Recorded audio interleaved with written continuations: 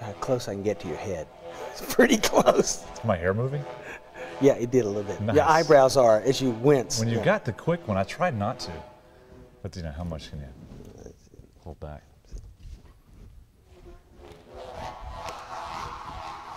All right, I'll tell you the story in this. Sorry the day I was married, and sorry the day I was wed. And it's so if I only had tarried as I to the altar was led.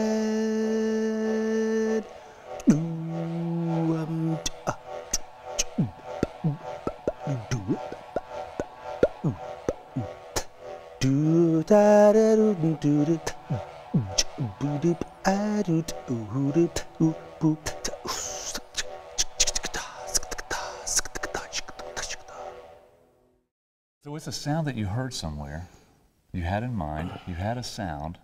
A drone. I wanted a drone, yeah.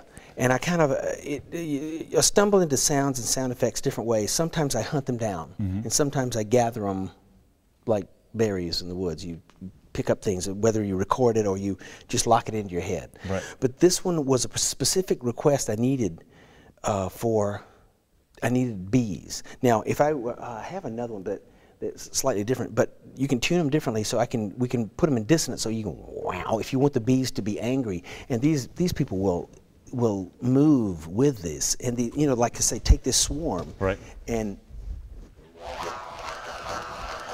you can imagine how threatening that would be. You do that in front of an audience, and talk about art and science. I mean, it is an encapsulation. It is totally to be able to see and understand it scientifically, and then to illustrate that. Wow. This is what I like, is all the sketches. It is really beautiful. Don't you want a wall in your home like this? Yeah, absolutely. Well, see, I mean, I guess these are exercises in reality, of being so, like, to be able to draw a robot in a Christmas ornament. Yeah, a reflection. reflection. Reflection, so that this is a color version of that. Wow, that you. And to do this with look at this broken. This is really cool. A broken ornament in all detail. This is a spoon from the food services over there. The cafeteria. The cafeteria. William Tell Overture. I'm guessing that's the first time that's been performed on a spoon on this stage. That's what I'm guessing. I bet we're pretty solid on that. There you go. There's a spoon. The other thing, this is one. This is some cellophane. They gave me a little gift bag, really cool gift bag, in the room when I came down here. I didn't know that you got that, but that's like this freebie I got from UGA. And it had the best cellophane. And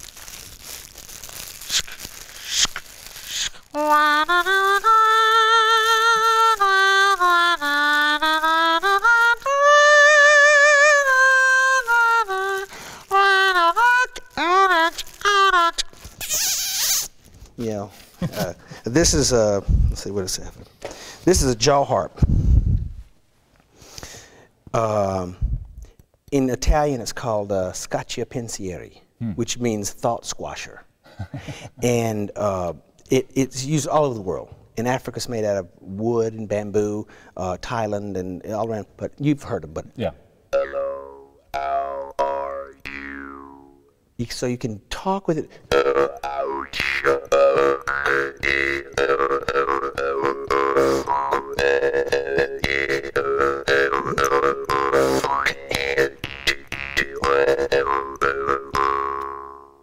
So you can get a lot of, this is the kind of stuff I grew up with, these old guys who play these things. Yeah. And, so it's just folk music, but I love it. I'm stuck on it. Oh, it's great. Now, it makes me wonder how much of your work is mimicry and how much is imagination? Uzbek treasures in thread. It's exactly what I was hoping to see over here. I mean, who would, that the art department can take me to Uzbekistan. It's very exotic, very international. It really, but really beautiful. Are there? Some of these antique They look like it. Mm-hmm. Say the 20th century, though. Mm-hmm.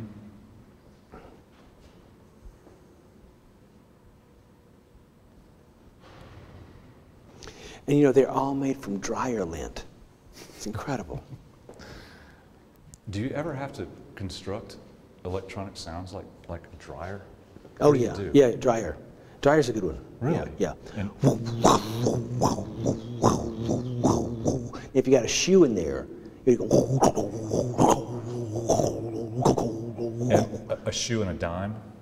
Oh, see, That's- yeah. it's The dime is, hard. wait a second. Dime, dime. It's really Yeah, hard. let me see. Yeah, I'd have to, yeah, this is a cheat, but I'd have to, I can't do it with my mouth because it's too many sounds. Then you don't have short hold, would you hold my, Of course. use back it.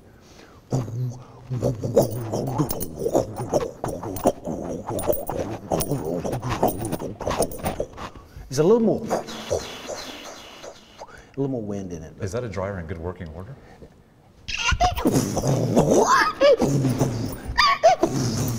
And then they go, just before they thing, you call the guy. Well, see, the thing about sound, because sound is, seeing is believing, but sound is understanding. It's, sound is the emotion. It's that it enters the brain way down low. And because it went abstract so early. Music is an example. I mean, music so predated visual abstraction. That didn't happen until well into the 20th century, and there was fights over that. But music from the get-go, it was abstract. You could make the feeling of Beethoven could do horns. You could create pastoral scenes. You could create jaggedness, Firebird, whatever. That it became abstract very early. So it's all metaphors. So when I'm doing whether it's sound design for a movie or doing Prairie Home Companion, you know, it could be a stomach growl, or that could be a frog,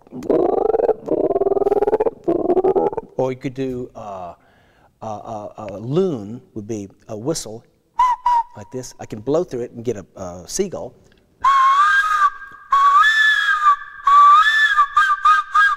And I'm just going and overblowing, and it naturally breaks.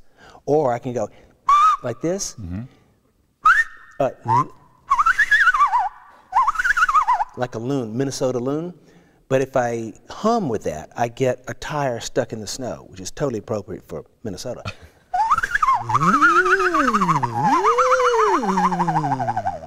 So you can, so there is imagination and is imitation, but most of it is putting it together and using it in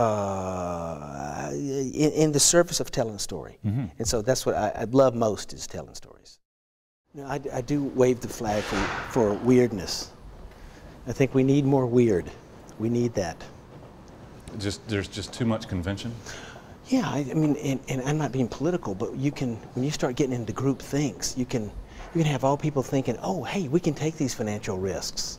We can do that when we all think alike. You know, if you don't have weirdness, or go into, you know, countries and not know how to get out, or whatever, because we're all thinking the same way. So part of arts and sciences is to make people think alternative ways, and I think the arts are, in particular, are hygiene, and the sciences control it, you know, in a way so you get the heart and the head right together. So I think that's, in the Jeffersonian sense, is where it's the heart of education.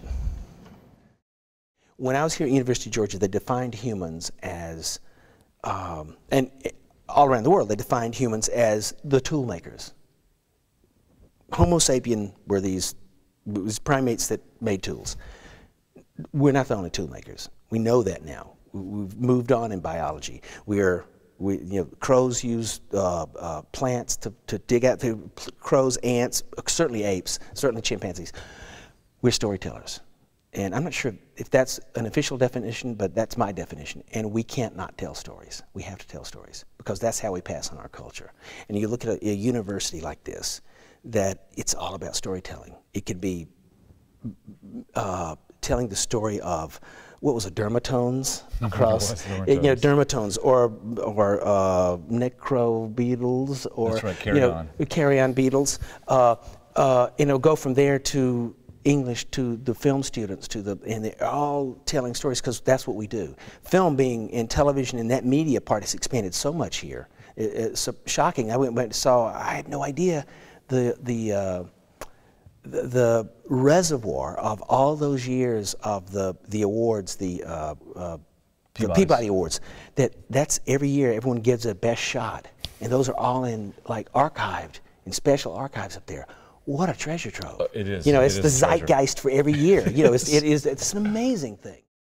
The difficulty in making that simple and in 3D, you know, here, so you know where the inside and the outside of this. Yeah. Yeah. Let's draw the inside of someone's brain. Yeah. You know, the odd thing about visual art that this crosses into is that it introduces an objectivity into visual art that normally does not exist. That's very true. Wow. Yeah. Because they look at this. You know what this is? This is Uzbekian. It looks like the textiles downstairs, doesn't it? It's amazing. This is so beautiful. It is. Watercolor, graphite, and carbon dust. I love that. I've only been here 3 days. I know. So you've spent a few days here, and we've been around the School of Music. We've been around the School of Art a little bit. Mm-hmm. Let me ask you something about education. You know, in this day and time where people want to put a value on education and people want to go through school and get jobs, what is the importance of a liberal arts education? Yeah, you know, actually, it is more important now than it ever has been, in that sort of Jeffersonian sense of an informed electorate, politically, emotionally, personally. That everything is changing so much. The media especially, but finance. What is banking? What is government? All that is changing right now. When the sea change, like you probably haven't seen the like since the early 1900s when all that was. It's very much like that turn of the century. Everything's changing. You cannot make those decisions unless you have an understanding of the arts, which is sort of the imagination, and the sciences, which is what's proven and what we have. That's our history. What we know is knowledge, and you've got to put those things together. Now you probably can come up with better solutions than my little buzzing machine, but that's like on one hand. Because the only reason I'm here now and you're even talking to me is because I went with arts and sciences. I went to a big university that I could find different kinds of things. I could take English, I could take art. I actually did welding. I learned welding in the industrial arts, and that was over here somewhere. Mm-hmm. You know, yeah, all that was there. That I could take all the glass blowing and glass metal casting I took. That stuff, I couldn't have made that thing had I not done that. Now that I can perform and make a living off of doing sounds like that because of this mixture of art and science. And I'm not peculiar that way. I think that if you go into a niche too early, you go to a trade school too early, and you know that that you won't have that breadth of understanding. You don't know history. You haven't taken psychology. You haven't taken sociology, basic economics. How can you talk about a healthcare plan? Mm-hmm. You know, how do you do that? How do you evaluate these very difficult decisions we have now? Global warming, if you don't have this, this is what medicine says, this is what science is, this is how it affects how we live together, you know. Right. So that was way too long, but it is the most fundamental. That was the only thing I said to my kids. The thing you must do arts and sciences. You must do liberal arts. You've got to have a breadth. You can go into anything you want to do. I don't care, whatever fills your heart, go there. But you got to have all this stuff scattered across you and pick up what you. And my son is taking psychology, and he's going, "Oh my God! Yeah, I had no idea." And you know, he wants to become an actor, but that's so important to understand psychology. Or whether he becomes, like most actors, a telemarketer. You know, psychology is the best thing. You know, that you take economics and all that. So it's really important. Yeah. Yeah. So yeah, normally the exhibits will extend out into these halls. That's why you have white walls here. There's another exhibit space on the other side of that where the stairwell was. So right here, they should say press butterfly to operate. You should be able. This is cool. Yeah. We're looking forward to your talk tomorrow, and I appreciate your time today. Thank you. This has been fun. Thank you so much. This is really cool. This is. I want to come back here. Yeah. I want to bring something. I want to bring something here. We want you to come back here. I would love it. I'll show you a thing that I actually brought a piece of it. Be sure and tell your colleagues about this place. They'll love it. Yeah, 1,200 for Prairie Home is. We do Town Hall in New York, which is about this size, and it's the smallest place we do. Yeah, it takes for the most part to break even is like 2,000. Yeah, we're not quite there with this one. But we do it occasionally because it's just too sweet. This is too sweet. This is great. This is. Yeah, it's sonically pristine. They record over here. All of the ensembles, large and small, play over here. And there's this other hall next door where they do recitals. Ramsey, beautiful. I've tried some. Be my love, and with your kisses keep me burning. One kiss is all I need to seal my fate. Hand in hand, we'll find love's promised land. There'll be no one but you and me. I don't know if I'll hit this one. Eternally. No, I'm not going to hit that. Is that your high C? Eternally, if you would. No, I can't. I should have pitched it lower. Doggone it. Oh, I hate that. Next time. My love. I can't do it. But nice it's great. It's great. That's great. Yeah. We're good.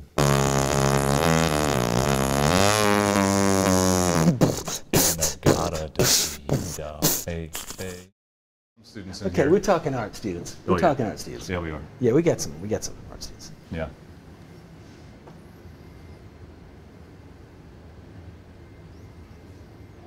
Yeah, tongue piercings, we got it.